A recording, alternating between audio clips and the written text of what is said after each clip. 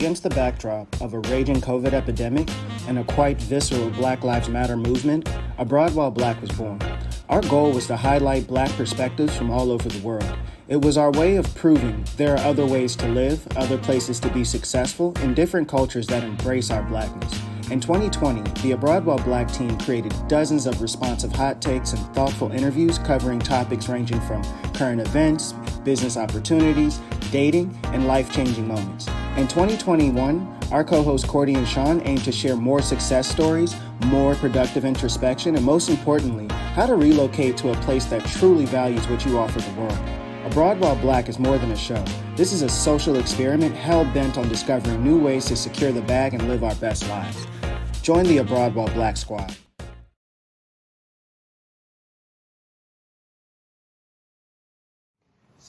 Hello, welcome everybody. This is our latest episode of Abroad While Black. I am Sean Burrows. I am the CEO of Burrows Enterprises, co-founder of Ingressive for Good.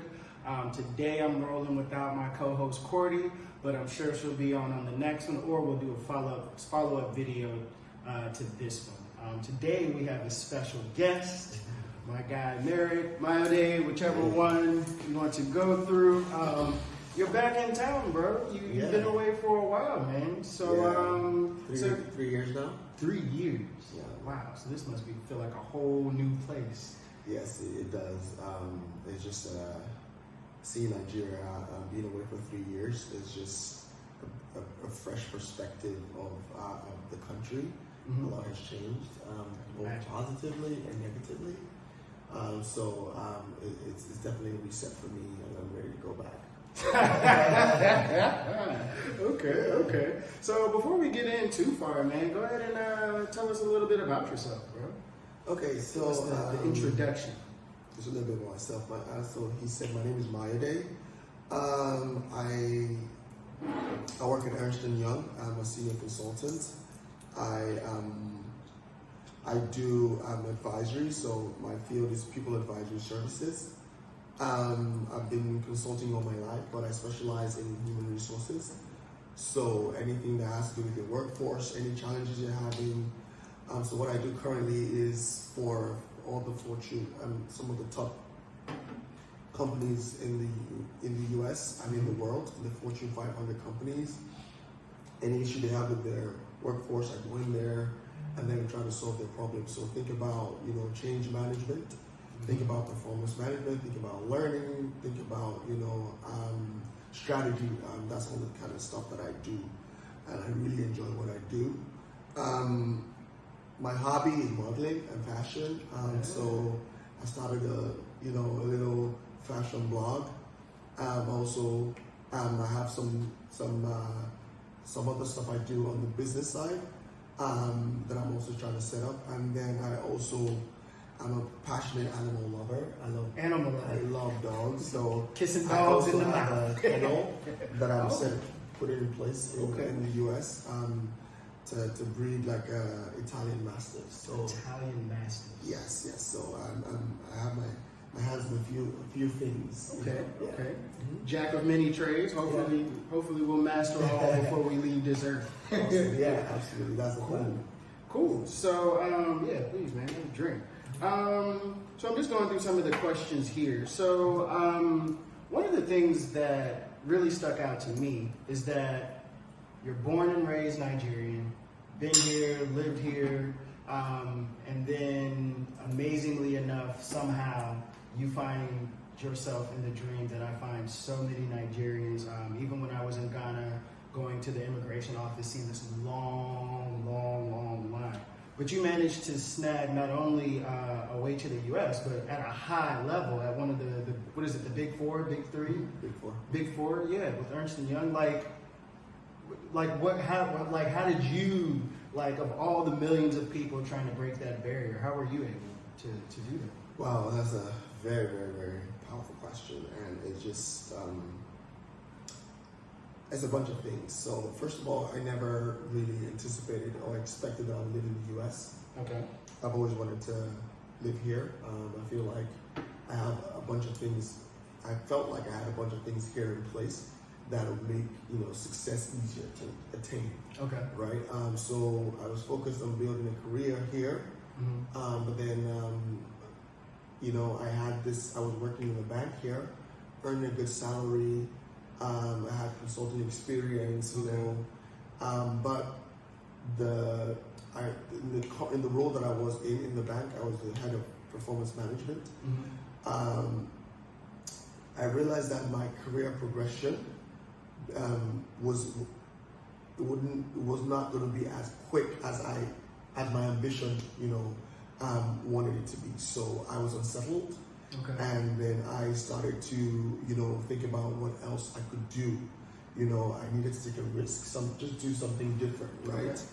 And at the time, I thought it would just be to change jobs, right? Go back to consulting or, do business. But I just tried everything. And just at the time when I quit my job, and then I tried everything and everything just did not seem to be working. So I took a chance. My wife, she did her first degree in the U.S.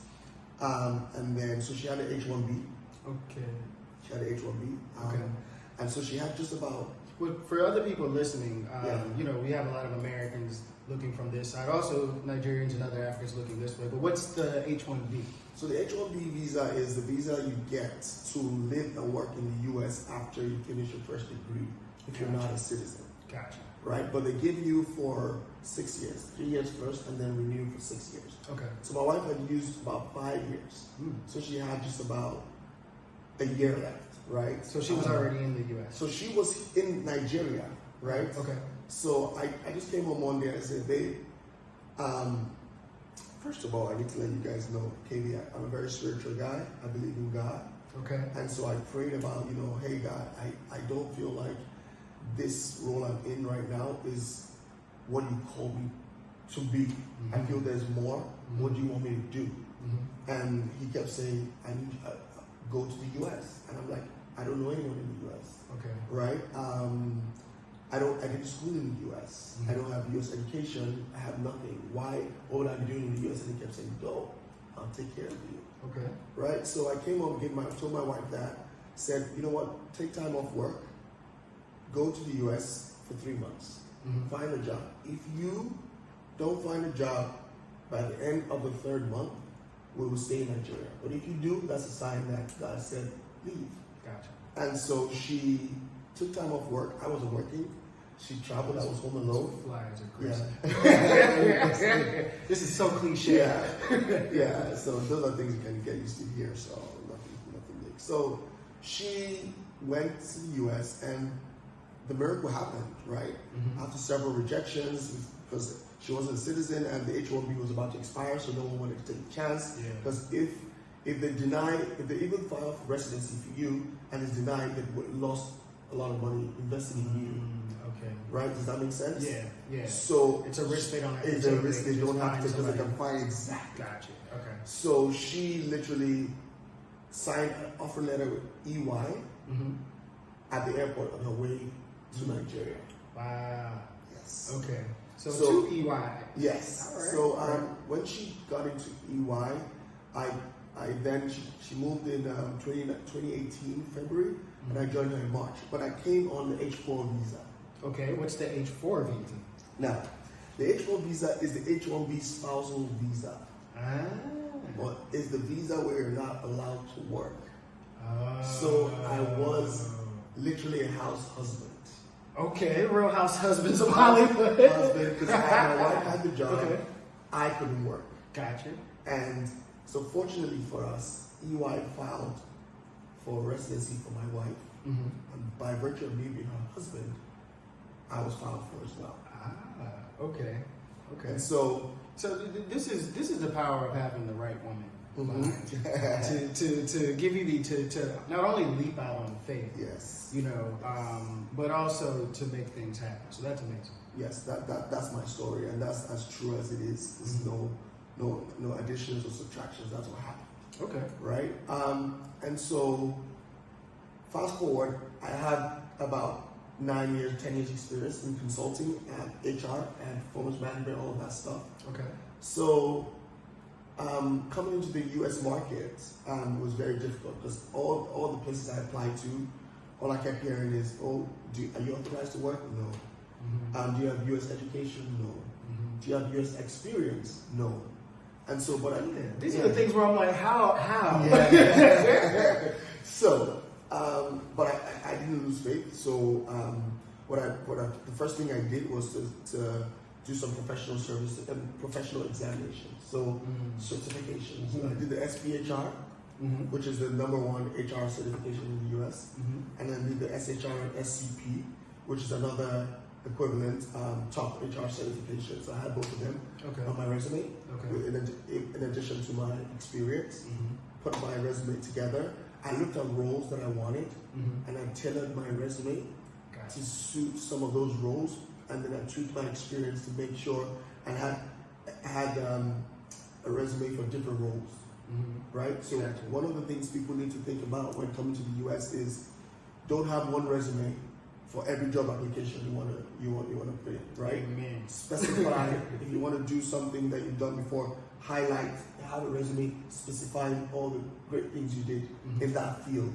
And then if it's something different, you tweak your resume, right? So and things that are relevant to what they're looking for. Exactly. Gotcha. So that's what I did. And then fast forward to the interesting thing is, so they filed for my wife and I in April, a month after I came.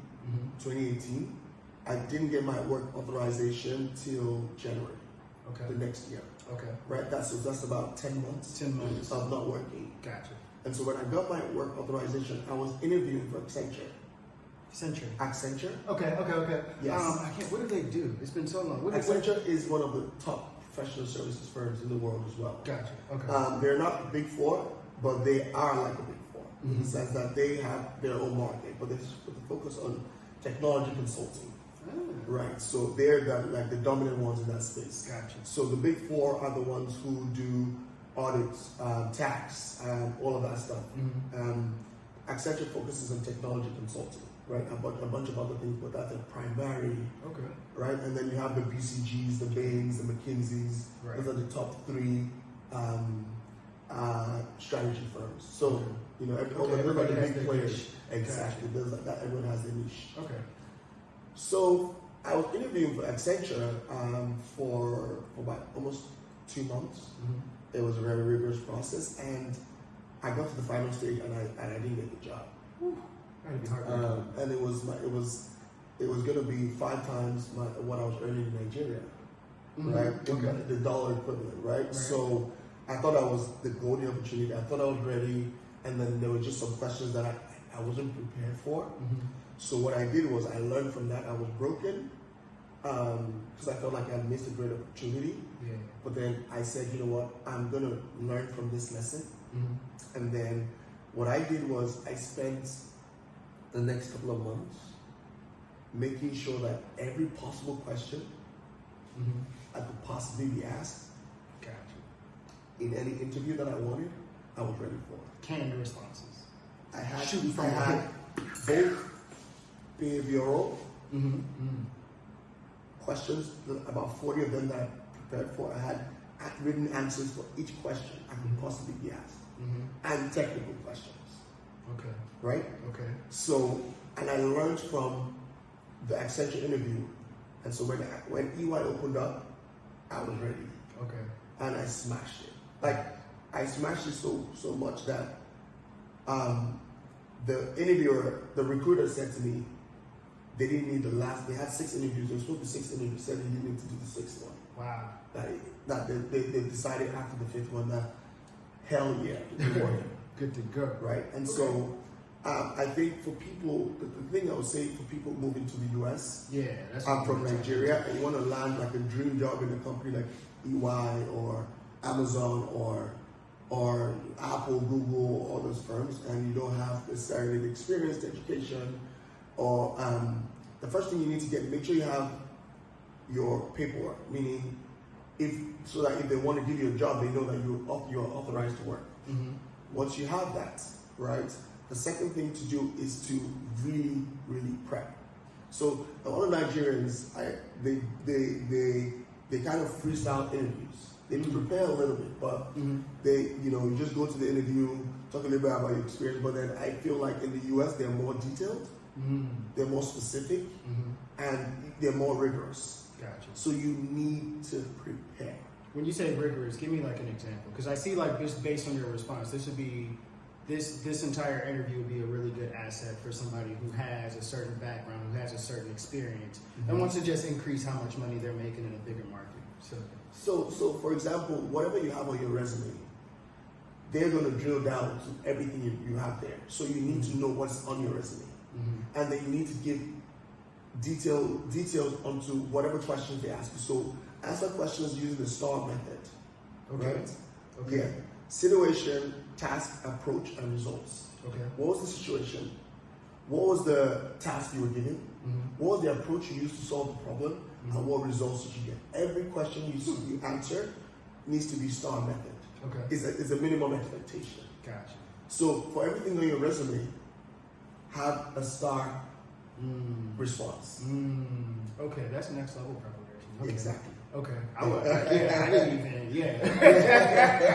all right. Yes. Looks like you were probably out interviewing locals, internationals, everybody. Yeah, so what I did Very was, solid approach. yeah, so what I did was, I went online and I tried to, do some extensive research onto how the US job market is, how they interview, all the top companies I wanted to work for.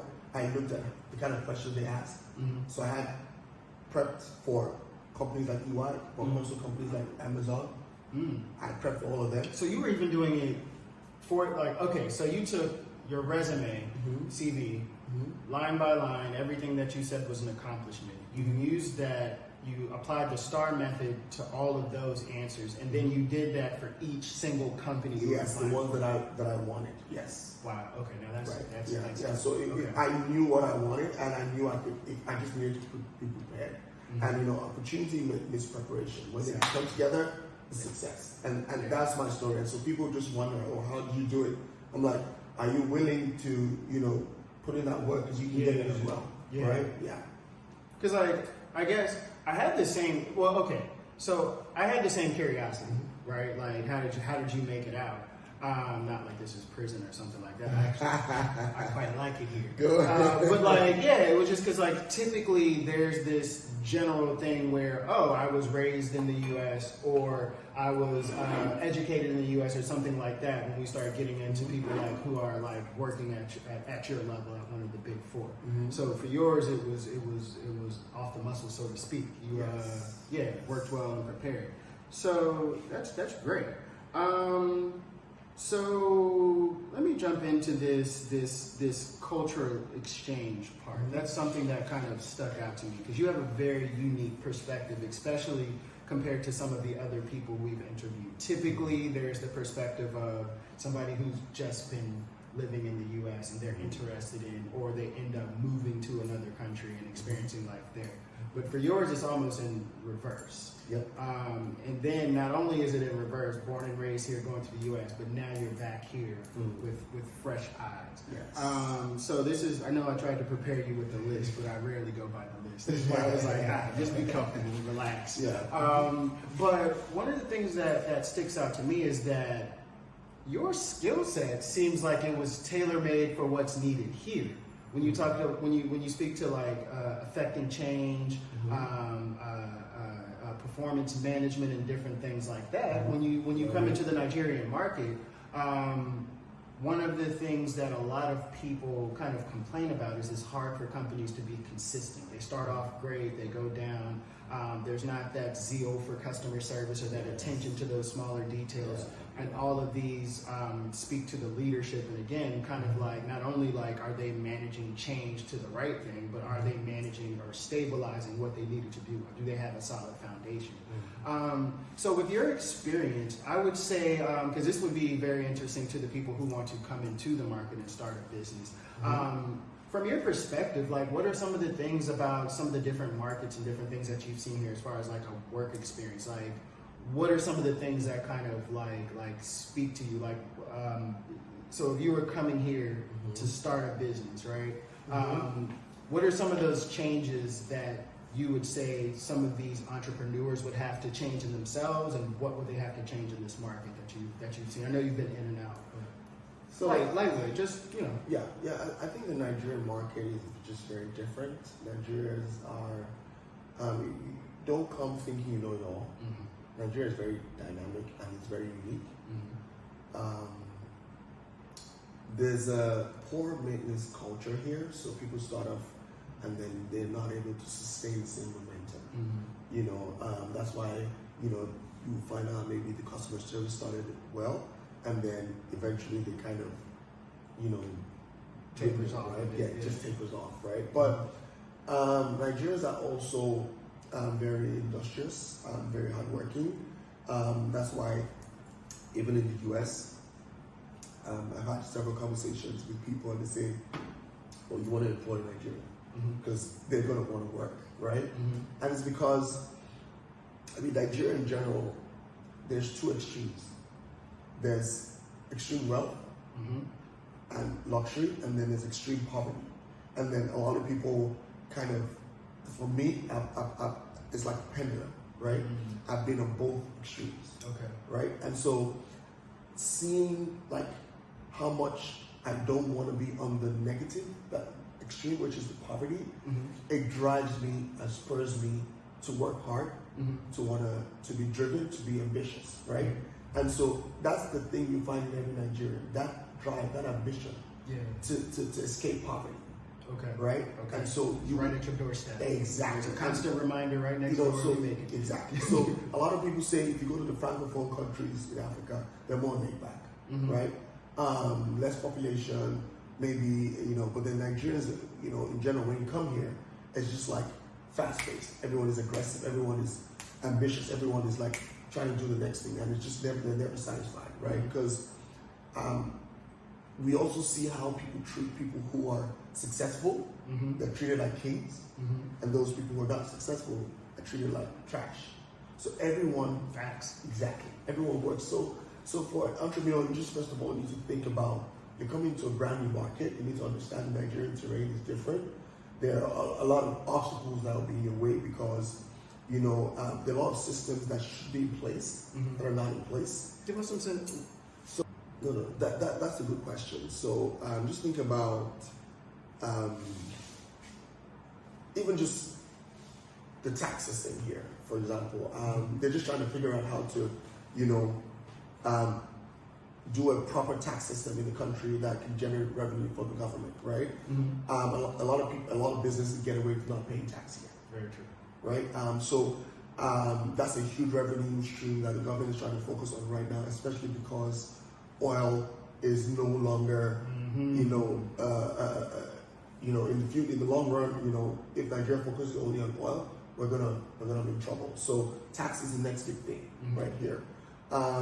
And so just general systems in place. So for example, power supply. You have to think about the fact that you're going to run generators, right?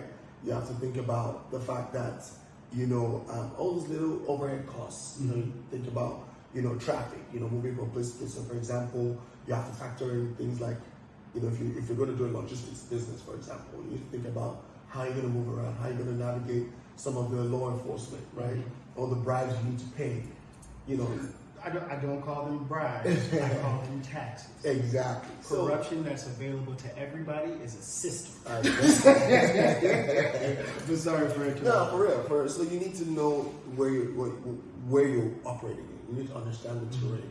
And if you understand the terrain in this country, right? You know, the conversation we had about how you can be.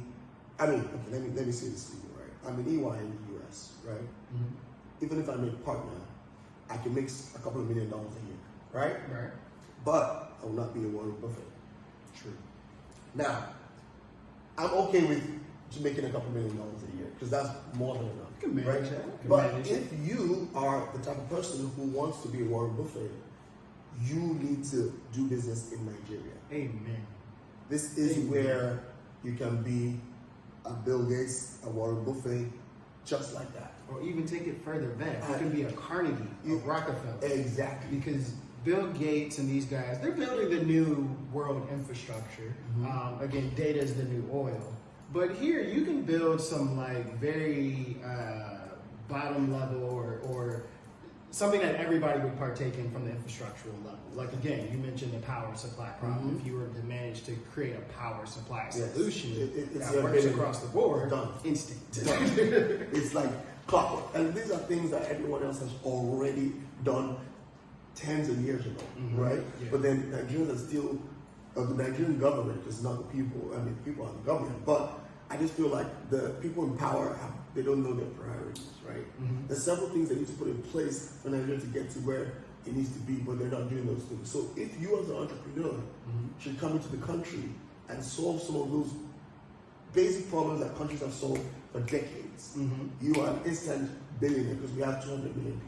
Exactly. And there's money here. There's a lot of money here. As much as there's poverty, there's a lot of money. Would you agree with me? I have to agree. I've seen, so for Black American viewers, I've seen money here past money. Like, just imagine Black people, when you come here, you are poor people. Let's just put it like that. If you compare it to the wealth and how things stand here, you are poor people. Don't come here acting like you're going to save somebody. You have all the answers. You are poor people. You need to focus on understanding, learning, and seeing who locally you can partner with to help you not get taken advantage of the same way you would in any other market in the world if you don't know what you're doing. Exactly. Yeah. So let's move on to another question because I got a couple of interesting ones here. I had to just jump out of the pocket with that one. What I was looking at is okay. We talked about how do you find a job. Let's get into something a little bit lighter. Now I would love to start a dating blog. But I know that the things that I would say would probably ruin my life. So I just ask people random questions. So for those who are both coming in and out, I think you would have a unique perspective. Now again, I know you're married, I know you play the game straight and whatnot, but we all have eyes and ears, we see things and we understand how stuff works. So let's jump out here. So in Nigeria, there's this concept, and you heard this in the last interview. I'm going to ask everybody this period, but there was the concept of the Yoruba demon. How would you describe, for the ladies watching, how would you describe the American version of the Yoruba demon? Give it a nickname and help me understand like what that world looks like. It's a segue into the dating world and different things like that, what it looks like there. But yeah. So first of all, I mean, does the audience even know what the Yoruba demon is? Please help them. Give them. So I think that was coined because I'm Yoruba. First of all, that's a tribe, one of the three major tribes in Nigeria, and then my tribe is seen as very suave, very sophisticated and sleek, and the Bugatti of men. Right, we supposedly good looking, well spoken, and we have, we're able to sweet talk women into doing, whatever we want, right? Just kind of, and then once we get what we want, we exit. And that's why the term demon came in. So you come in, we're heartbreakers, right? Okay. And so it seems like we're seems to be the most sought after tribe in terms of the dating scene in general. Men and women, or men mostly? I think the men, but I think the women are, it's spread across. So I don't think it's so spread. I've heard rumors of something. I can't. Okay, I'll give the rumors. There's this rumor about Calabar women. Yes. I would see them as the most sought after just because I hear it come up. And what the key to Calabar women is, we had a long, in-depth conversation with some of our other American friends, is that they're basically trained almost from birth, or from a very young age, how to support, love, and be of service to their men. Sexually. Okay. And but everywhere, and food-wise, but especially that. So So my girlfriend's fiance, soon to be wife, because I love her, is Yoruba. So I don't make eye contact or look at or try to think about Calabar. I unfortunately I haven't had that experience. Okay. But I've heard tales of of that, and it's kind of commonplace in Africa because I know that's just the only tribe in Nigeria that does that. But apparently Rwanda, Tanzania, I've heard. and a lot of these East African countries, it's like the norm, Yes. right? They literally teach you how to pleasure your man. Yes. And so I've heard in the East Africa more so is both sides. Even like when you talked about Rwanda, I've heard like even the men over there, they like women, American women or whoever women, they want Rwandan to men. Take a swing at it. That's all I'm saying. Yeah, and so it's such a huge deal. Like even in the US, I heard about it. How if your husband goes to Rwanda, Tanzania, or some of those countries, he may not come back. What? Because he's going to experience things he's never experienced before. Okay. Right? And there are two stories of people that's happened to. So that's the Yoruba demon, right? So Okay. I used to be a Yoruba demon, a very skilled one at that, right? Okay. And humble too, I see. So coming to the US, I would say it's similar, but at the same time different, right? So if that is what you're looking for, I think that the spectrum is broader because you have in Nigeria we're thinking about 3 tribes here: Yoruba, Hausa, Igbo. But when you go to the US, you have Nigerians, you have South Africans, you have Americans, Puerto Ricans, you have all continents, all kinds of women there, right? Okay. So it's if you're not married, it's a plethora of options for you. So just if you were a Nigerian man going to the U.S., Yes. the options are endless. Yeah, exactly. Okay. Right. And then I think that I would say the difference between the Nigerian woman and the American woman is Specifically Black American. Black American woman. Be careful. That, yes. I need to be very sensitive in my response. We want to live. So I would say that in general, the society here kind of frowns upon sexual liberation, or so a lot of people do things, behind the scenes, right? They kind of they are sexually expressive, but they pretend they're not. Sexually repressed. They are sexually repressed here, right? Okay. But then That leads to all types of So interesting. So I mean, you only find out in the bedroom, right? That this person is not what they outside, right? But but then I think that in the US, people are freer to be themselves, and no one judges you because of your choices, your sexual preferences, right? So that is definitely something that I noticed. What is similar is that you have to have your coins. Wherever you go in this world, if you want to date, get your money right first. Okay. Right? So there's no safe house for No. babies. If you don't have your money, do not think about dating. Okay. Get I think that's real though. That's actually a lesson I would tell my son. If you don't have your money correct, you're not ready. Don't even think about it. Get your career and your business in place properly, and then you can think about dating.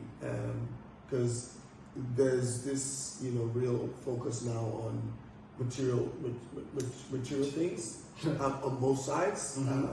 Everyone kind of attaches value to you based on what they think or perceive your status to be, right? So that is definitely something that is common across Nigeria and the US. Okay. Awesome. To all that stuff.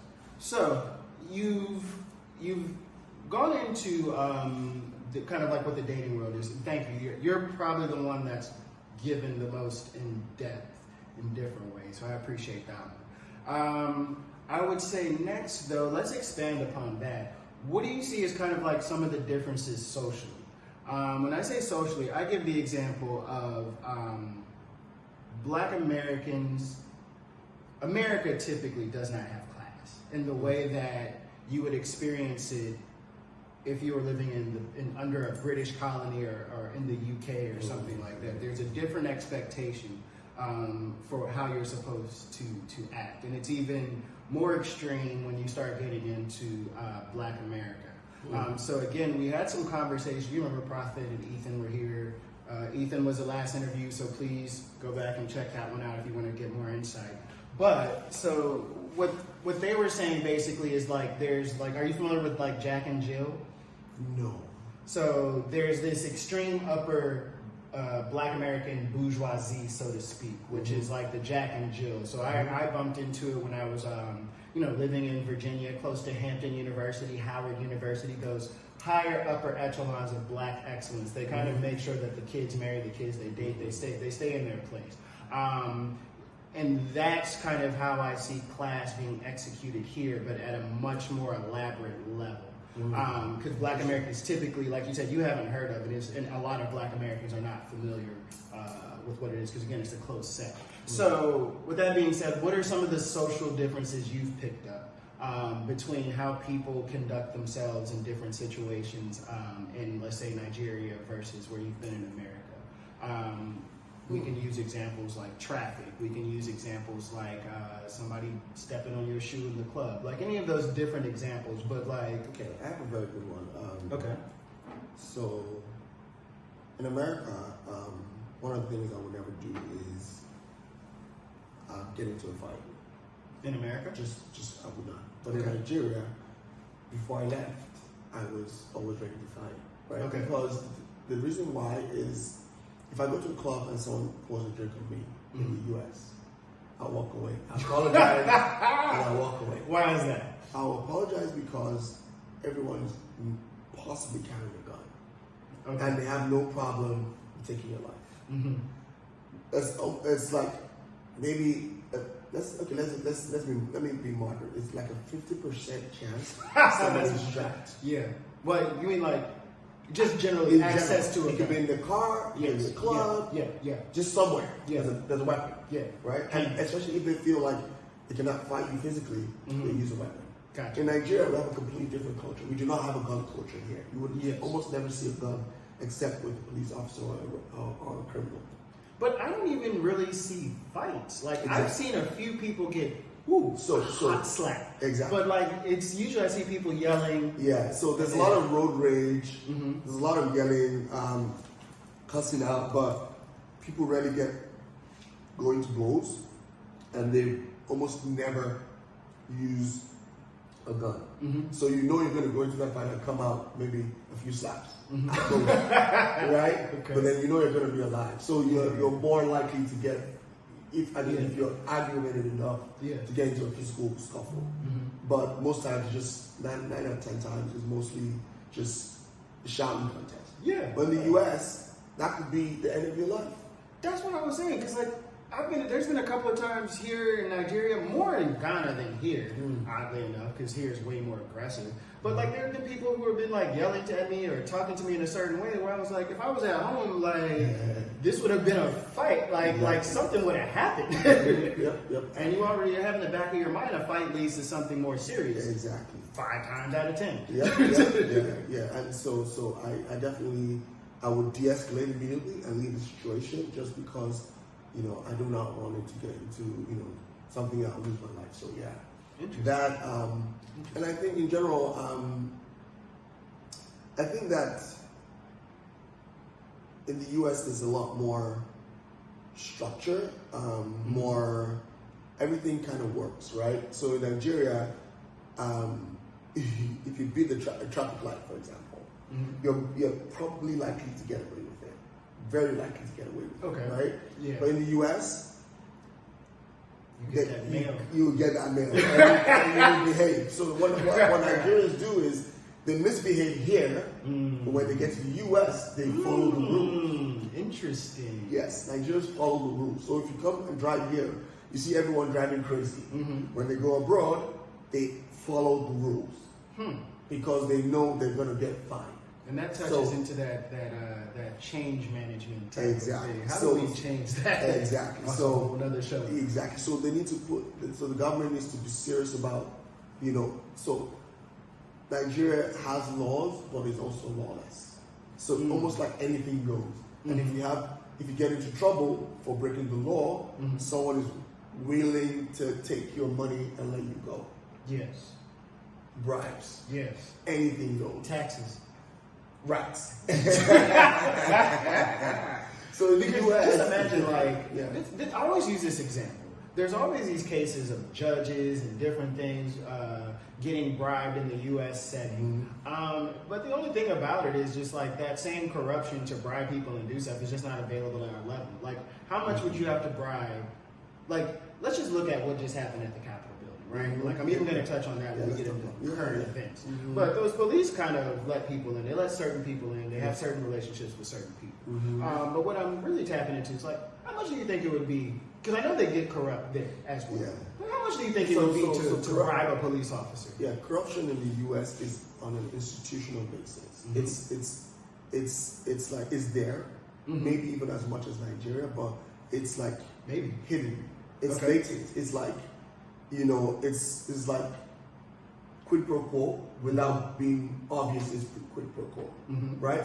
But Nigeria is very, and so it's at the high level in the U.S., right? But then in Nigeria, it's at the most rudimentary level. So it's very brazen, very obvious, and no one even, it's like a norm, right? So you start to experience it from when you get to the airport, right? Everyone is asking you for a bribe to do everything for you, and they do things for you expecting that you take them. Yes. Right, so it's because the country or the government. I was just going to ask where Yes, it comes from. it came from. There's so much poverty. The minimum wage is literally like probably one of the lowest in the world. They just raised it to roughly like $60. $30K is like $60. $60 a month. An entire month. Imagine earning $60 for a whole month. Now imagine 200 million people. Let me give you this. What would you equate $60 a month to in the U.S.? Is there a way to do that? Because that's minimum wage. Yes. So, but it doesn't feel like it would possibly go quite as far as minimum wage in the U.S. I would say making $60 a month in Nigeria is the equivalent of making about $700 or $800. So let me Not see. even, No, let me- maybe like $500 or $600 a month, if that makes sense. Yes, that does make sense. That does make sense. So Somewhere that kind of between gives $500 and you, if you're $800. American and you're trying to see a perspective, you know, $60 is about $500. But in the American terms, just imagine you earning actually much lower than that. Yeah, actually. Yeah. Maybe Because you can actually by work on yourself that. earning $300-400 a month. Yeah, okay. Right? You can almost do nothing with that. Yeah. Right? You cannot. There's no room for error. You cannot basically do anything except just manage to buy groceries, and even with that, your groceries you can barely, you know. Because you have to save money for an entire year to pay your rent. Exactly. So just imagine 200 million people earning, and maybe 195 million of those, actually maybe more, 197 million of those people earn $60 a month. That's crazy. Imagine that level of poverty. Now, the remaining 3 million Nigerians out of the 200 million are some of the richest black people in the world.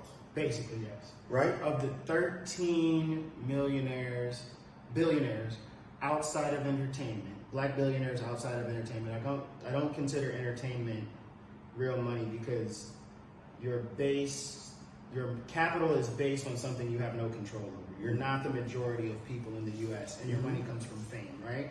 So I've moved those out. So you have, of those 13 black billionaires, 8 of them are in the African continent, 5 of them are Nigerians. Exactly. So that just gives you perspective of, you know, how much wealth there is here.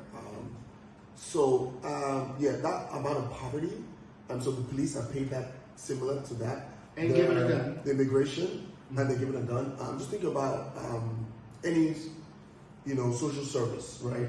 General service and they're almost paid across board like that, right?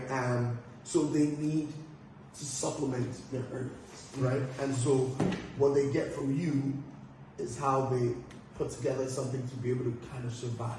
Which is taxes. Which is those. So think about how you have the servers, for example, in the U.S. When I moved to the U.S., one of the first things I had to get used to was giving an 18% or 20% tip. Right. So yes, right. And that was a culture shock for me because in Nigeria you pay your bill, and that's it. Right. No one's expecting you to give them 20% of the entire amount. No, it's not happening.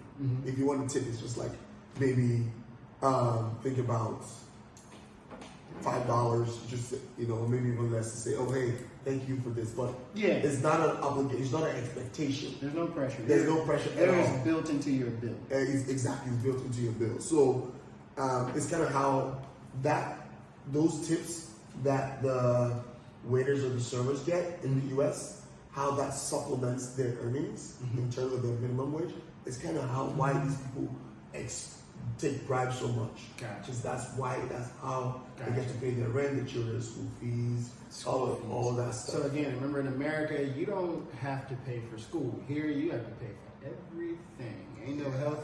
Well, there's we don't have. I mean, we have hospitals that are good, but then they're really expensive. The private hospitals. The government hospitals are also good and they're really cheap, but then they're overcrowded because there's so much poverty. So and then the overcapacity. So and then the government does not really have a healthcare strategy. It's just kind of ad hoc, right? So a lot of people die here from things that can be easily, resolved, and then another thing, yes. But then in the U.S., in the reverse, everything healthcare is for profit. It's they've added capitalism so much into that it's all about profit making, right?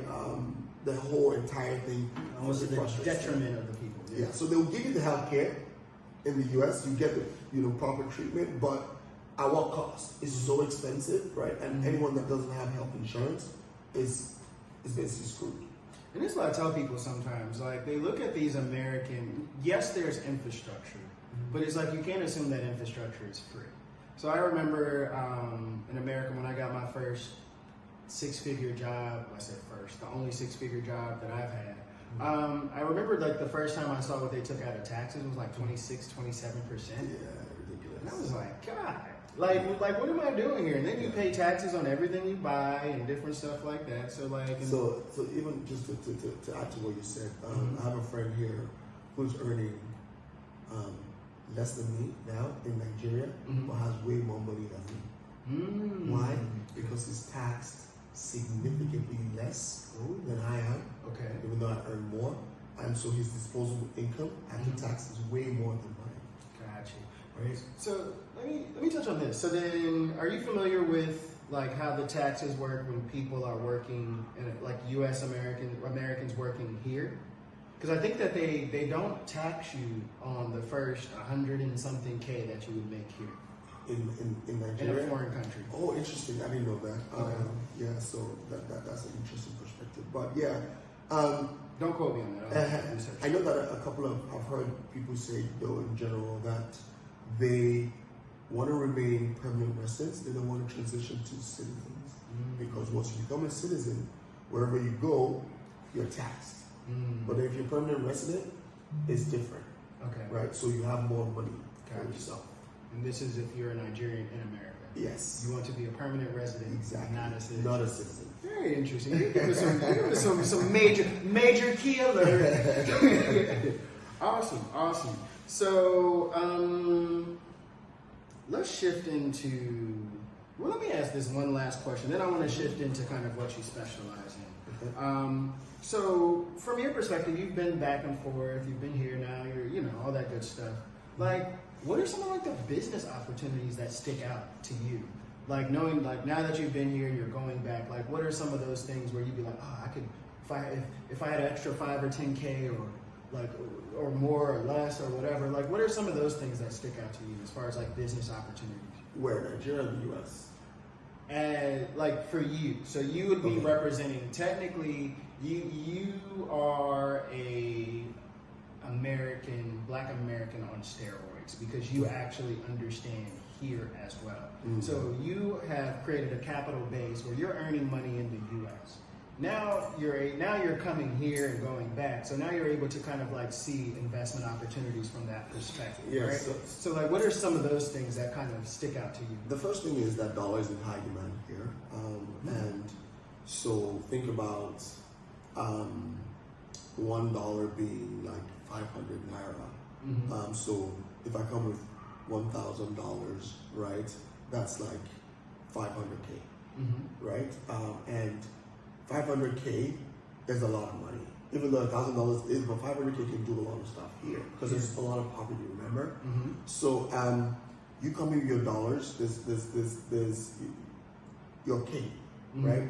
You know, because you're earning dollars. You come here, you're just everyone wants your dollars, right? So They assume you don't know the exchange rate. so in terms of opportunities, like I said, Nigeria is a developing nation. Just think about the restaurant business. If you want to do restaurants, just think about if you do anything here with excellence, Nigerians are always looking for the next new best thing, right? So whatever you bring here, right, that is done with class and with excellence, they will spend money. Nigerians have a lot of money to spend, and when they think something is better than what's out there, they're going to flock to you. So I'll give you an example. My friend is he's the general manager of Lagos State, the waterways regulatory body. So they just built this amazing new building somewhere in the heart of Lagos. And then these two Lebanese guys came and said, hey, we want to use the space downstairs, like, right? And then we pay you this for rent, and we want to set it up like some kind of like a bar, like a restaurant, a bar, and all that. And wait, is this W bar? W bar. Hey, okay. Because I wanted to say it when I first saw it. Yeah, please. I ruined the whole story. Yeah, no, it's fantastic. Yeah, and so these two Lebanese guys came here, identified a spot that was great for a restaurant and a bar, invested some money in making it, really in the interior, right, in the decor, and then all of a sudden, that is the hottest bar in the whole of Lagos right now. Hottest bar. Imagine you want to go to a bar to have a drink, and you need to have a reservation sometimes 3, 4, 5 days, almost a week in advance, just to ensure that you would have somewhere to sit and or stand. Yes, exactly. That's Nigeria. A bar. I don't think there's any better example that I can give you than that. That's W bar is just a good example of what you can do here. How you can go from behind to the top, just like that. Just think of something, and it's there are infinite opportunities, right? So a lot of the tech space is growing a lot here. So if there are a lot of startups, like what you do, definitely. so if you have dollars to spend, invest in one of these up and coming tech startups, and then your money could triple, or a quadruple or whatever, 10x, whatever. Let me give you this, because you're talking my language. So, in 2-3 years ago, Ingressive invested about 6 figures into a startup called Paystack. Maybe 3 months ago, Paystack got bought for $200 million. That gives you the idea of a level of how much money is flowing around here and what type of opportunities exist. If you could imagine how much money you would have now if you had a 5%, 10% stake in a company like this, and you invested early. Another thing is that Black people around the world are ostracized from technology and investment. Here, if you have an idea about an application or something that you want to build, for the money in your pocket, the money you spend going out at the bar, you could actually pay a developer to build that thing for you in 3 to 6 months. So that's how attainable things are here. Exactly. And so, like I said, think of a problem that is everywhere here, come up with a solution that is better than what everyone else is doing, and then it's just it cannot fail. Mm-hmm. Right? But you're giving it vague. This is vague. What did you see? So for me, What did you were like? If I'm going to, because I know I'm gonna harass you when you. First and I got some foremost things. my passion is real estate, right? I think that Okay. there's a lot of young people, young up and coming middle class Nigerians. You know, they want to live in upscale housing, right? So my focus is to have estates here of Okay. you know, amazingly designed homes that, you know, a lot of people I can get rental income from, right? Another thing that I want to do in the future is look for some of those startups like Paystack, right, to invest in personally, right? Early seed, you know, investments into some of those companies. Okay. And then, you know, there's so many other opportunities, but those are the two major things I'm going to focus on. You know, investing in startups, stocks as Gotcha. well. Okay. I have a bunch of friends here who are heavy investors in U.S. stocks, Yeah. right? So you as much as you're investing in Nigerian startups, you also need to think about, you know, some of the more common stocks like Tesla, Amazon, Apple, but not just those ones that everyone rushes to, Bitcoin and all of that.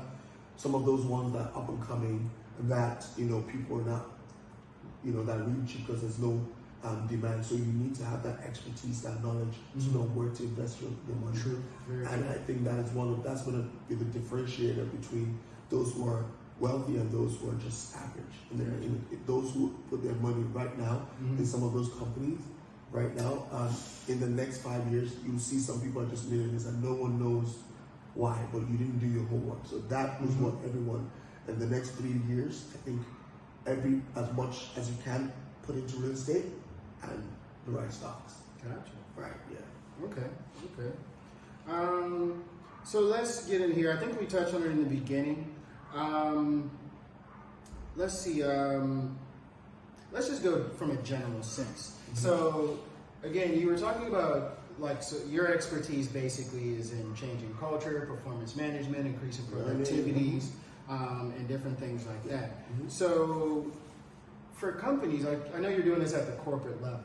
But I know things translate at different levels. But what are some of the biggest challenges you see for people who are trying to increase who want to change the culture of their company, who want to, again, increase productivity and different things like that? What are some of those common threads that you find companies that as a common stumbling block for these companies? So, just thinking about culture in the sense that culture is changing behaviors, right? So, thinking from a consulting lens, you know, the first thing you do if you want to change a company's culture is you rethink your vision, your vision, your vision, your mission, and your values, right? And then you define behaviors that you want your employees to have, and you tie that to your mission, vision, and values, and then you tie that to the organizational strategy. Okay, so Right. that sounds like that mixture of, we had this conversation, quantitative and qualitative. Exactly. So you create the quantitative, the Yes. measurable behaviors, measurable outcomes, results that you want, and then you also map out the behaviors that Exactly. you feel like will get you there. Exactly. So I haven't even gone into that detail yet, right? Okay. Because first of all, before you go into the KPIs, thinking about qualitative and quantitative, you first of all need to think about, okay, this is the culture we have now, right? This is where we are. This is what we want to be, right? Define that first of all. When you define that, you then know what you want to do differently. So you now think about, okay, this is who we are. This is who we want to be, right? And then these are the behaviors that are going to enable that new culture. When you define all of that, then you now come into, you tie that to your strategy, and then you tie that to performance. Okay, so when you say tie that to, okay, gotcha. Yeah. So when I say tie that to performance, then you start thinking about those qualitative metrics or KPIs, and then the quantitative metrics, which are the behavioral ones, right? And so the quantitative things are things that are tangible, that can be measured. that there's data to support, you know, the targets. So you want to, so they say, okay, you want to say 100% of this target, and then you can measure specifically what that person has achieved. So if the person gets 50%, that's below average, or however you want to define all those metrics, right? And then you think about those behaviors. That's the culture as well that you want the employees to have. And so there's two sides. And then when you define those behaviors and those quantitative and qualitative metrics, you've already tied that to performance, and then you now need to tie that to rewards and recognition. Okay. So when you monetize Good behavior. people are incentivized to change their behavior, and that changes the culture. Gotcha. So, do you feel that system exists in Nigeria at large, or not at all? I think to some extent, like some of these, this process I just took you through, we charge several millions of dollars to the Fortune 500 companies just to implement. That's when consultants come in. Okay. We do it end to end. I'm in the wrong business. We Well, do- actually, I'm not. I need better clients. So, you know, EY charges several millions for some of these, No, some of these things, right? So, and then we do a great job of making sure that those behaviors actually change. Okay. And by tying it to rewards, you would get the behaviors you desire. How hands-on do you get with them? Because I know, like, for me, when I consult for some of my clients here, they're like, I'm actually talking to the employees. Like, how are you more? Is it more from EY's perspective, more strategic, giving them a report on what to do? No. So there's in consulting, the first thing you do is diagnostics, right? Which is you go in there and identify, first of all, what the problem is. You know, what's the current culture? What's the culture you want to, you know? And so you do it, first of all, a report to say, this is what we've seen. Yes. This is what you want to be. This is how we think you can get there. Then you can decide to say, okay, this is perfect. This is what I want. And you pay us again to come and implement what we've recommended. Okay. Right? Okay. So some companies want to stop and say, we can do this ourselves. Yeah. Right? But then some companies say, no, we want you guys to come and implement what you recommend. Okay. That makes sense. That's maybe I'm not gonna say I could do it, Ernst & Young, but yeah, that's just some of them I like it down. I think you've already mentioned. I was gonna ask, what ways do you connect performance and productivity to profits? But I guess maybe the better question is like, I'm interested in the outcomes. So by doing the things that you say, like, what are some of the outcomes that you've seen, or what should somebody expect by doing this? So first of all, if you think about profits, right? Think about the quantitative metrics, right? Because the behavioral metrics. So, for example, they imbibe the new behaviors that influences the new culture, etc. But then when you talk about revenue, profits, it's mostly the quantitative metrics, right? The numbers, right? So that's where you give targets, right? When you have targets and say, you know what, this is what we want. This is, so for example, when I was leading performance management, every year the bank will say, we'll do a strategy session with all the senior leaders and say, this is our goal for this year. Right? And to achieve this goal of this revenue, these are the things we need to put in place. So every department is given a target. Okay. Right? And then, so it's an organizational target. Let's say your revenue was $10 billion. Maybe we're at $5 billion before. You want to make $10 billion this year. Right?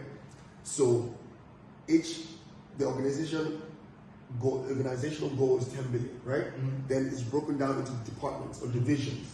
Then each division could have maybe 1 billion. Right? And maybe initially it was 500 million. So now you're saying we want to do double what we were doing. And you say, hate every year. Get the new goal. Exactly. So, and then when you do the departmental goals, then individual goals. So each person then. So that 1 billion, if they're maybe 1,000 people. Each person is given based on how much you're paid. So if I'm an entry level person, they're not going to give me a target of someone who's earning $1 million a year, right? True. Okay. Exactly. So that's how it's kind of cascaded. Okay, I'm learning some things. Implementing my own company. I'm gonna go back to the lab tonight. Okay. Exactly. Okay. So that's how it works. And then, so you have to think about new strategies.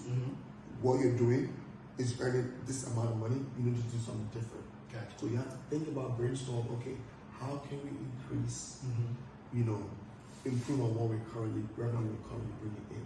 Awesome. Right. And so performance management is 3 stages. It's the organizational, There we go. the department or divisional, and then the individual. Okay. Right. And then once you do it really well, so if everyone knows so you have to first of all set expectations, and then so if I'm your manager, for example, I need to tell you, okay, last year we told you to bring in $1 million, but this year we need you to bring in $1.5 million, right?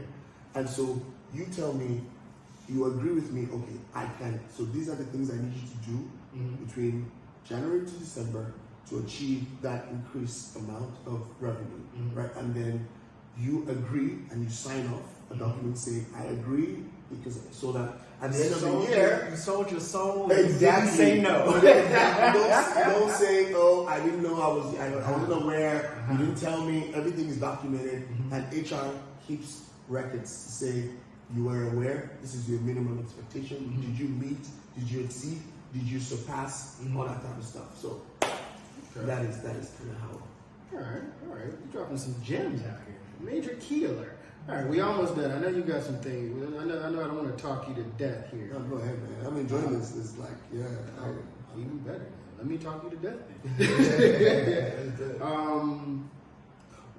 So you've already touched on so many major things. But what advice, what are some of the pointers you would give for entrepreneurs who do want to increase their productivity or change behaviors? Just some bullet points, maybe somewhere to start, or those like maybe a couple of pro tips that's like, if I would have known this 5 years ago, I would have changed my life. So I think people need to take, this is my field, right? Because I'm all about people, right? My field is HR, and so I deal with people. People are, I know a lot of people focus on financials, but if you can make your company a place where people feel like they're home, feel appreciated, feel valued, they would take their work as if it's theirs. Okay. They're not just working for a company anymore. It's almost like it's personal to them, right? And that's one of the things I appreciate about EY, and it's not because I work there, but they treat their employees, the reputation is, out of the big four, they treat their employees the best. EY. Yes. Okay. And it's number 3 of, I think we're just behind Amazon and Google as one of the best places to work in the US. So they make you feel appreciated. That was pre-COVID numbers, Yeah. right? Amazon got slammed up. Right?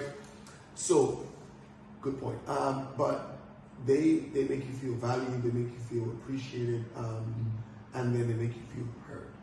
Okay. Right? So, for example, if you, no matter how senior you are, even the most junior person needs to be treated with dignity and respect. Amen. Right? And then when you have people feeling that you have lifers, and then you don't have to worry about attrition, you don't have to worry about attracting talent, you don't have to worry about your value proposition, because people there are already telling other people, like I'm doing right now, that this is a great place to work. Yeah. Right? So you're already attracting people, you're already retaining people, and those people, they're lifers, so they have the institutional knowledge. So you're not losing, there's reduced brain drain. There's a bunch of things. So if more companies focus on people, making people feel appreciated, they will see their profits and productivity increase. Okay, well done. If I was going to add something onto that, I would say what I try to do is, I feel like if you truly get somebody who's really talented, and I look for talented people, I oftentimes feel like I only have them for a limited time only. These are the people who are going to go and start their own companies. get poached. Like if you're not at the level where you're paying, because EY is paying high level. So if you're an entrepreneur, startup, or whatever, you're not going to be able to pay a Google that intern makes $5,000 a month. Who are you? Right? So like what I find though is I try to tie what their future goals and aspirations are to what they are doing in my company. So in my company, if you do what I say, technically you're learning skill sets or you're gaining connections or a network that would benefit you at the next phase of your career. Exactly. So people focus on, retention being monetary. No, I need to pay you $5,000 because, no.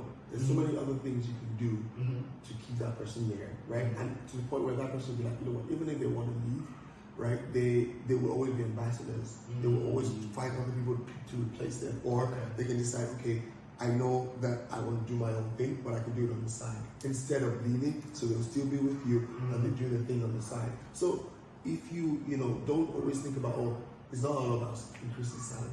It's not about paying them the money that, there's several other things you can put in place that will keep people with you. Okay. I feel like the things that they need to do, that we should make that like paid content. Like, that's deep dive. Don't worry. Part two. We are coming for you. Patreon. Yeah. Okay, cool. So I'll leave that one alone. So we're almost to the closing part. But there's one more thing. I want to talk about some current events. Yeah. The world is crazy. America is the ghetto. That's what my friend Chastity. She'll be one of our next interviews. An amazing woman. But she came and visited Nigeria for like her 4th or 5th time, and then from Nigeria she went to visit Ghana. And she was just complaining to me today. She was like, "I don't want to go back to the ghetto." And I was like, "What do you mean? You said you were coming back to Nigeria." She's like, "No, I mean America." I was like, "Interesting." Yeah. The veil has been lifted. Yes. So, so you were here during the global screening of Olympus Has Fallen Part 2. White House Down Part 2. What was your perspective? How did that impact you? What was it like? So, growing up, everyone just used to think about the U.S. as just the standard of everything, right? And then I think a lot of people it's just like you said, the veil has been lifted, right? We've kind of seen the dark side of America, and it's just so happened that the veil was lifted when I moved there. So there's so many things that I'm just like, oh my God, right? And then it made me appreciate a lot of things here. For example, living in Nigeria, I never experienced racism. I never had to think about racism. But then moving to the US, almost immediately I became very conscious of it, of my skin color. You could feel it? I could feel it. Okay. It just just think about in almost every conversation where it came up, or somebody's talking about it or something. So Black people or white people? Both. Okay. Both. And being African, there are a lot of questions I was asked to kind of feel me out. And so, I was wondering, why am I getting these many questions about race? Can I tell you? Why? Well, so from a Black American perspective, there's this myth or this assumption that Africans don't like Black Americans. And we see that sometimes you all will like align yourselves with the other side, so to speak. And again, let me inform Americans that culturally, almost everywhere we go, people don't like us. We are rude, we are abrasive, we are loud, we are opinionated. This happens in different degrees, but Americans do not necessarily vibe with the way the rest of the world works. People left the UK so they could be different. We don't like the way you're doing your religion. We don't like the way you're running your government. We don't like your measurement system. Forget Celsius. Oh my God. You see what I'm saying? Yeah. And then they moved over there into a large geographic mass that has almost every environment or every temperature, climate, or whatever where you don't have to leave. And then randomly, we just pop ourselves out into a different place and start running our mouth. People don't like us. So I think that there's a perception, I need to be careful what I say, but there's a perception that Americans think that the whole world revolves around America. Yes. And then for that reason, some people say Americans are very ignorant. I say that. And I say that with caution because I don't want to be disrespectful, but Well, you're almost American now. So I mean, you gotta say know, we. We are ignorant. almost American, yeah. But so it'll be, I think that there's just a whole world out there that is outside of America that I think more Americans need to travel. I know some do, but then just coming, to different, like you remember, having Ethan Prophet and everyone else who came here. These are guys visiting. I call them the Kings of LA. Again, next interview and then another interview where we'll interview the second half. Exactly. So it just opens your mind to several other possibilities, several other perspectives, several other views that are different from yours, right? And so that's why I think it's very important for people to travel. And so coming to the U.S., dealing with all that racism, most of the time, I find that in EY, I'm very often the only black guy in a lot of my meetings. Yeah. And then the only African, obviously, so I think there's a lot more work. Exactly. So a lot more work needs to be done, with diversity and inclusion. And I think that Americans in general have been very welcoming to me. Okay. So I haven't really encountered that much racism because I don't pay attention to it. I'm not sensitive to it because I lived in Nigeria so long. I didn't experience it all so my antenna is not up. Okay, you're not as. It's just not up. So people have to tell me, oh, do you know you just experienced microaggression? Yeah. I may not pay attention. Yes. Right? Because for black people, racism in America is like an open wound. And if you poke an open wound, it already hurts. It always hurt, right? Yes. Right. So, so we haven't had to deal with that. So coming there, I've started to really understand some of the hurt, some of the pain that black Americans are experiencing, just by, living there.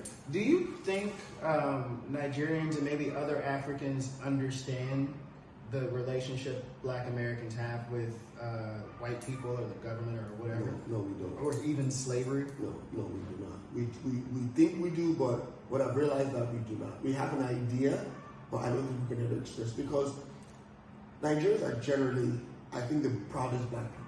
Man, that's why I love it here. I love it. Oh, black pride. It's unreal how proud and almost like arrogant we can be as black people, just because there's this perception of, I don't know what it is, but we're very, very confident black people. We feel like we do not feel in any way inferior to anyone. And we like to dominate every space we're in. Everyone. So if you take a Nigerian from Nigeria to drop him in any sector in the US, he's going to be one of the most influential people just by virtue of his thinking. Well, let me give you this one. I always say this. Lagos is the New York City of the African continent. Yep. And I use New York City because, like, when you go to New York City, it's such a crowded and competitive space that even if you see a homeless man playing guitar on the side of the road, that's probably one of the most talented, homeless, sidewalk guitar players in the continent, if not the world. It's just that competitive. And when you know things are done where you are at such a high level, you start to understand that from a skill set perspective, 9 times out of 10, you're going to be better. From an exposure level, from an understanding level, from all these different things, you have this understanding where you're a little bit ahead of the curve. I'm from Mississippi, in the U.S. My people are bush country. We don't like New Yorkers because y'all are coming there. Y'all better than everybody. That's kind of how it is. Now we're fine here, but yes, Lagosians, I got that same vibe. Same vibe, yeah. Same vibe. Like, we run this and run this. Yeah. Yeah. And we take it everywhere we go. So, so I would say, just to add to that is because of that confidence and that I take that to the U.S. So in my meetings, I come from I don't know how to explain it, but you just always want to dominate. You want to make sure that you are.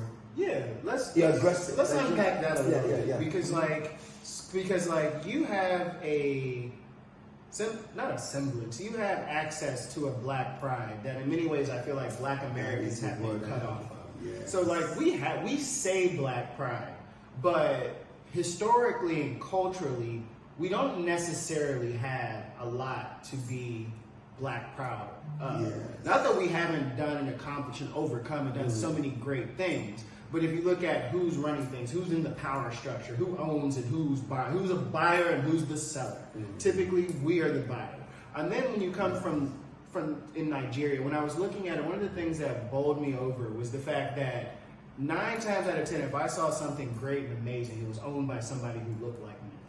You know, Ethan said that the other day when we went to hang out, and he said the thing he likes the most is that people here are doing big things, running shit, and they look like him, right? And it just kind of, I never really thought about it like that because you were never considered as a second-class citizen simply because of the color. Never, right? So what we deal with here is classism based on money and wealth. So, you know, the second-class citizens here are people that are not successful. Let me say this. I left the racism I knew and hated. I was gonna say I know and love. You know, with another monster. And it was replaced with classes. Classism. Yes. Yes. Please continue. I can tell you for a fact that that's the difference. So we deal with classism here. That's why everyone is so eager to break to the top echelon by making money, right? And then, but then in the U.S., it feels like no matter how much money you make as a black man, you're still considered inferior or somewhat, you know, because just because you're black, you're damaged goods. Yeah, and then I think it's because there's this perception that, you know, no matter what you achieve, your ancestors were slaves. We owned you. Right, we owned you, so we liberated you, allowed you to succeed just because we allowed you, gave you permission. Everything you have is because I we let you have agreed it. to give And it if to I you. want to take it from you today, Exactly. I can take it. That's the, so it's almost like it's not spoken, but it's just like some way. So but here It's expressed. But here we the thing that, you know, that I think that we haven't had to deal with, and which I now understand that, you know, African Americans have to deal with, is because, like, for example, I know my entire lineage, like all the way, and then I come from, I have in my bloodline, I have royalty. Does that make sense? And then, No, from a Black American perspective, no. But after living here, you yes. now understand that. And then you've had generational wealth, right, which you want to try to continue.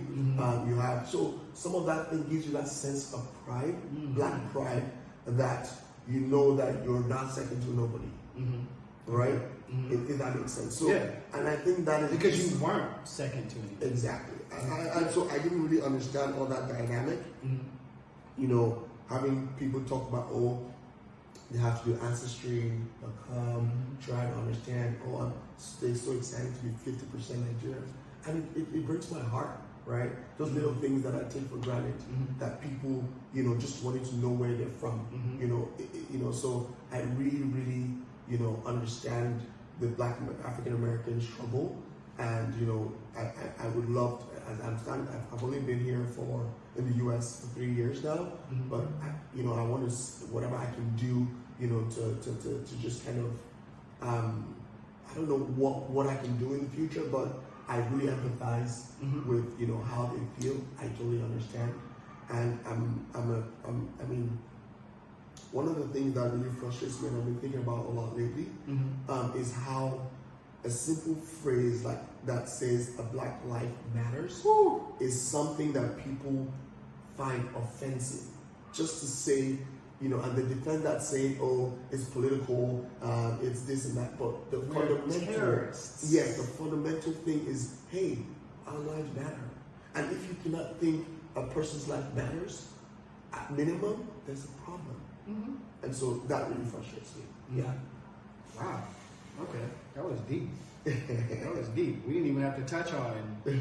That's the thing. You don't even have to really dive deep into the capital to kind of understand. I can go what into that happened. as well if you want to. I mean, it's your call. I'm on your clock. I mean, you know, I think this would be the final thing I can speak about. But I think that what happened at the Capitol has been, America's been sitting on gunpowder for a while. Mm-hmm. I think Trump has been fueling something, and I'm surprised that, I'm surprised that things didn't escalate more than that. It could have been significantly worse. Agreed. Because of the amount of intentional stoking he did to ignite that fire, right? And so I'm really happy that something happened to really expose him to the point where people who were previously supporting him have denied him, right? Have they? A lot of people have been more vocal, or who were kind of like on the fence have tipped it. Well, let me say this. Do you feel like what happened at the Capitol exposed Donald Trump? Like, did you find any new information? No. But I think that it was the final straw that broke the camel's back. Yes. And I'm so happy that happened, because I feel like his legacy, what he'll be remembered for, is that incident, inciting an attempted coup for a country that prides itself on democracy. Yes. Refusing, despite every evidence to say that the election was done properly, refusing to concede. I mean, that's what African leaders do. That's what African leaders do. They do not want to leave power. Yes. And that's exactly what they do. And he's a narcissist. Trevor Noah said that same thing. He called Trump an African dictator. And I do not accept that. Yeah. Never mind. That's a whole other conversation. But, So I'm really happy that happened. I was here. I didn't watch the news because I've been busy doing work. But I was really happy because I feel like he's going to be remembered for that. Amen. And I'm really happy that a lot of people, I hope he gets impeached days before, because he has no business, so he was a good president in some areas in terms of some of his policies that benefited the American people, which he was elected to serve. So for example, right? Yeah. Those Republicans who kind of have a different view from Democrats, right? There's some things that we may not understand as his base. His base. Oh, he's Jesus to his base. He's white Tupac. Exactly. That's what I call him. I call him white Tupac. If you're not in his base, if I was in his base, I would think he's great. Yeah. But people need to remember that that office is sacred. There's this basic decency you should have as a human being to be able to sit in the office of the President of the United States. It's revered. I think it's really interesting that you think that. Yes. Because I don't. See, being a Nigerian, exactly. America has always been the standard. That's what I mean. Right? That's all I mean by So we see that, hey, there's no difference between America and Trump and the African leader, right? And so I think that honestly, people right now, first of all, Canada, a lot of Nigerians are migrating to Canada, right? For so typically it was the option between America and Canada, but Nigerians are now favoring Canada because Trump made it completely impossible for us to immigrate to the U.S. And then Canada is welcoming us. Why do you think they're welcoming you? Okay, I think that for several selfish reasons. All selfish reasons. Canadian and Canada's economy, but also giving some Nigerians who cannot, who have the skills and don't have the opportunities in Nigeria, they're getting them. So it's a win-win. Let me give you this. Yeah. Let me give you this. It's win for Canada and also an additional win for Canada, right? So the entire world's population is decreasing, with the exception of the African continent. Yeah. They don't. China's going through this. All these people are going through this. Especially, what you find is like once you reach a level where you start having a middle class, people stop having babies.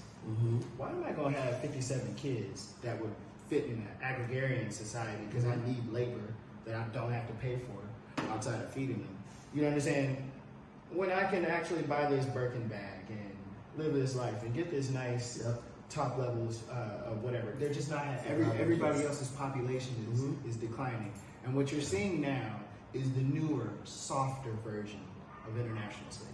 Agreed. You take the best of everything you have. If you think about some of the, like I said, me coming to the U.S., earning 5 times what I was earning in Nigeria, personally, I benefited from immigrating to a different country. Yes. And that is every individual. Yes, individually. Every individual. But in general, I see what you're saying. That yes, it's because of their selfish reasons. It's not like they like Africans and they want to leave the country. No, they never like that. So that's why I was like, and I'll never judge somebody. I'm never going to count somebody else's bank account or whatever. That's why they do what you got to do. Exactly. That's why they only go for the best of the best. The best of the best. So they don't want the average African. They want the best. So now when you start, it's like a British brain drain.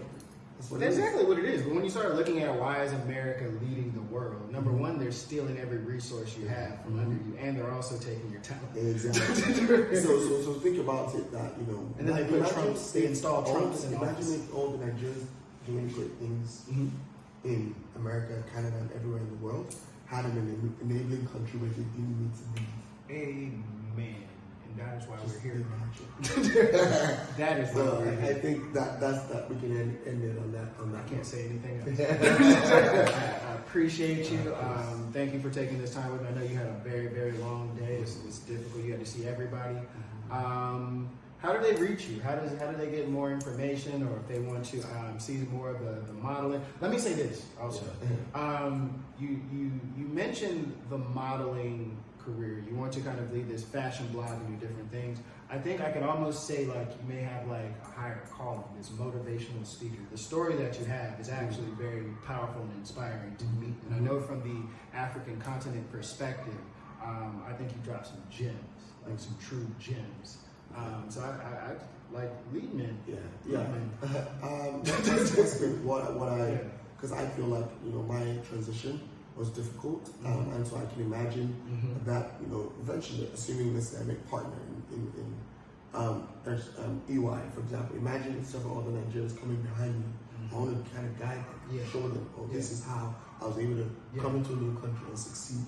I was able to use my corporate job to fund my investments, my businesses, my ideas. Very compelling story, right? And how they should not give up. How to keep pushing and all that. So that is what I hope to do. I also hope to eventually in the future set up a lot of, there's a lot of poverty here, but also poverty in the U.S., right? There's a lot of, what I see is, I want to have orphanages and homeless shelters all over the world. That's a dream for me. And so those are some of my philanthropic things that I'm interested in. So if anyone would like to reach out to me, you can find me on LinkedIn. You can find me Mayode James Abadiri on LinkedIn. You can find me on Instagram, Mr. Merrick, Mr_Merrick. Also, that's my fashion page, and then my personal page is my first name and my last name on Instagram. So you can reach me on Instagram or on LinkedIn. And we'll definitely put these in the link to reach out if you want to find a way to support his vision. I'm not gonna try to poach him from EY here, but maybe you ask a few questions about if you know anyone that is transitioning from Nigeria to the US, looking to land that kind of big 4 big job. I have several tips. I can be like, so for example, some of my interview notes I gave them to people who've landed some really top 6 figure. Okay, I thought you was about to say something. Cut the tape. Cut the tape. I mean, for free, just to help them understand the kind of questions to be asked, the kind of how to prepare, interview tips, how to answer some of these behavioral questions, technical questions, how I can help you review your resumes, all that kind of stuff. So Okay. So maybe I'll take these notes and turn this into some paid content, and maybe we use the proceeds for charity or to help somebody or something like that. We're all about trying to build this community and help each other. So again, man, I appreciate you Of course, coming man. today. Thank you for interviewing me. I love this, man. This is beautiful. Awesome. So you know us, Abroad While Black on Facebook, Instagram, Twitter. You can find me also. Look at burrowsenterprises.com if you want to see some of the resources I have on my page and then catch up on some of the previous videos. Also go to our YouTube page as well. Again, Abroad While Black. It's been a pleasure, and I look forward to creating more amazing content for everybody in the future. Check us out, look in the link below, see all the information, how you can connect with us and other previous content. Thank you. Black Squad.